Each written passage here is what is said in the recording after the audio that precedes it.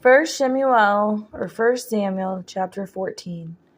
And it came to be one day that Jehonathan, son of Shaul, said to the young man who bore his armor, "Come and let us go over to the outpost of the Pelethites, which is on the other side." But he did not inform his father. And Shaul remained at the outskirts of Giva, under a pomegranate tree at Migron.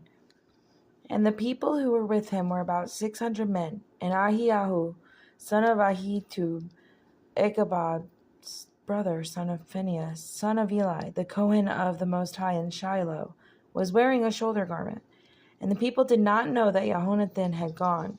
And between the passes by which Jehonathan sought to go over to the outpost of the Pelethites, there was an edge of a rock on one side, and an edge of a rock on the other side. And the name of one was Botzets, and the name of the other Sinah. The one edge was on the north opposite Michmash, and the other on the south opposite of Giva. And Jehonathan said to the young man who bore his armor, "Come, let us go over to the outpost of these uncircumcised. If so be the Most High works for us, for there is no hindrance for the Most High save by many or by few." And his armor-bearer said to him, "Do all that is in your heart, and incline yourself. See, I am with you, according to your heart." And Jehonathan said, "See, we are passing over to the men. Show ourselves to them. If they say this to us, 'Wait until we come to you,' then we shall stand still in our place and not go up to them. But if they say this, 'Come up to us,' then we shall go up, for the Most High has given them in our hand. And this is the sign to us." And both of them disclosed themselves to the outpost of the Pelethites.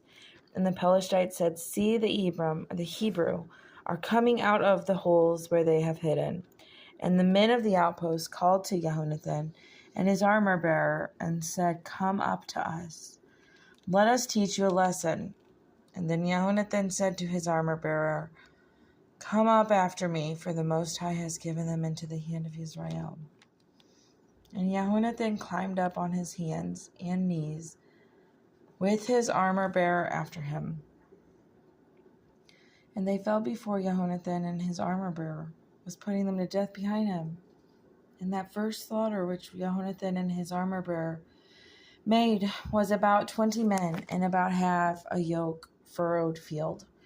And there was trembling in the camp, in the field, and among all the people, the outposts and the raiders, and it became a trembling of Elohim. And the watchmen of Shaul and Giva of Benjamin looked and saw the crowd melting away, and they went here and there. And Shaul said to the people who were with him, "Please inspect and see who has gone from us." So they inspected and saw that Jehonathan and his armor-bearer were missing. Shaul said to Ahiahu, "Bring the ark of Elohim here," for the ark of Elohim was with the children of Israel on that day. And it came to be, while Shaul talked to the Kohen, the priest, that the noise which was in the camp of the Pelethites went on and became great. So Shaul said to the Kohen, "Withdraw your hand." Shaul was called, and all of the people who were with him. They went to battle. See, every man's sword was against his neighbor, a very great confusion. And the Hebrew who were with the Pelethites before that time, who went up with him into the camp, turned up with them into the camp.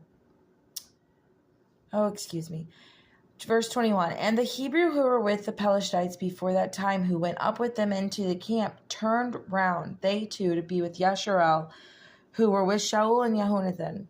And all the men of Yasharel, who had hidden in the mountains of Ephraim, heard that the Pelethites fled, and they also pursued them in battle.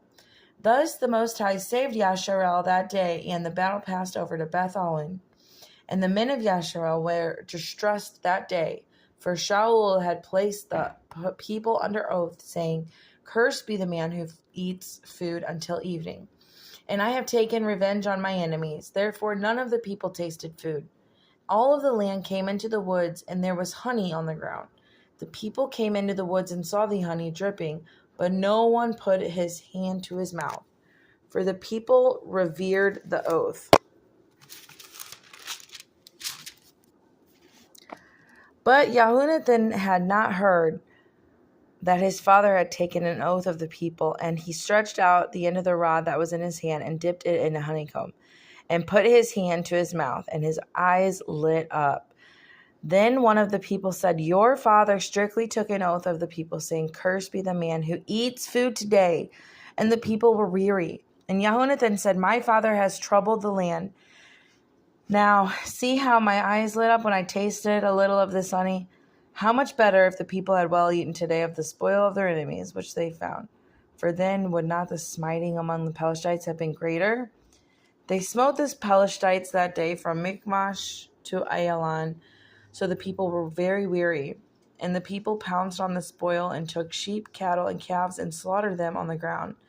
And the people ate with the blood. They told Shaul, saying, "Look, the people are sinning against the Most High by eating with the blood." And he said, "You have acted treacherously. Roll a large stone to me today." Shaul said, "Disperse among the people, and say to them, each one bring his ox near me, and each one his sheep. You shall slaughter them here and eat. Do not sin against the Most High by eating with the blood." Every one of the people brought his ox with him that night and slaughtered it there. Shaul built an altar to the Most High. It was the first altar he built to the Most High. And Shaul said, "Let us go down after the Pelethites by night and plunder them until the morning light. Do not leave a man of them." And they said, "Do whatever seems good to you." But the priest said, "Let us draw near to Elohim here." Shaul asked of Elohim, "Should I go down after the Pelethites? Do you give them into the hand of Yasharel?" He did not answer him that day. Shaul said, "Come over here, all the chiefs of the people. Know and see what this sin was today. For as the Most High lives, who saves Yasharel, though it be in Jehonathan my son, he shall certainly die." But not one among all the people answered him. And he said to all Yasharel, "You be on one side, and my son Jehonathan and I be on the other side." And the people said to Shaul, "Do what seems good to you." Then Shaul said to the Most High Elohim of Yasharel, "Give a perfect one." And Shaul and Jehonathan were taken, but the people escaped. Shaul said, "Cast between my son Jehonathan and me." And Jehonathan was taken. Shaul then said to Jehonathan, "Explain to me what you have done." Jehonathan explained to him and said, "I only tasted a little honey with the end of the rod that was in my hand. See, let me die."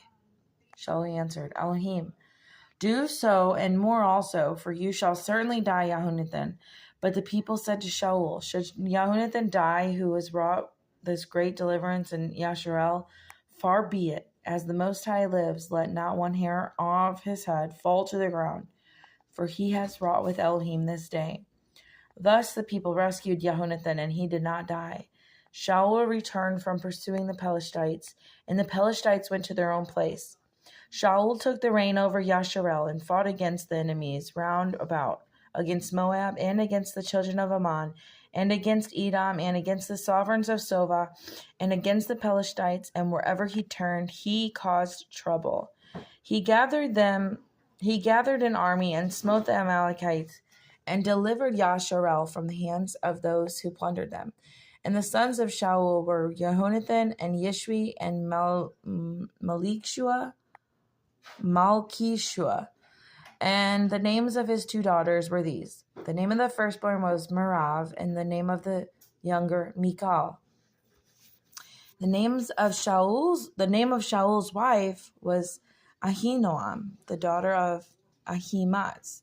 And the name of the commander of his army was Abner, son of Ner, uncle of Shaul. And Kish was the father of Shaul, and Ner was the father of Abner, was the son of Abiel.